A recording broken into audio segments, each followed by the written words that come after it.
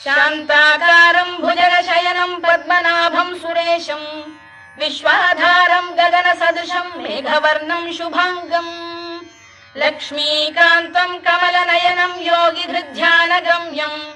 वन्दे विष्णुं भवभयहरं सर्वलोकैकनाथम्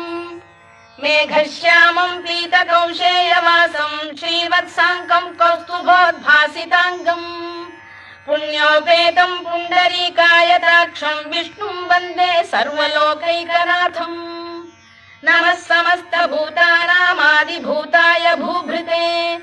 अनेकरूपरूपाय विष्णवे प्रभविष्णवे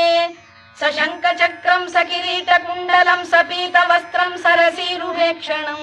सहारवक्षस्थलशोभिकौस्तुभं नमामि विष्णुं शिरसा चतुर्भुजम् छायायां पारिजातस्य हेमसिंहासनोपरि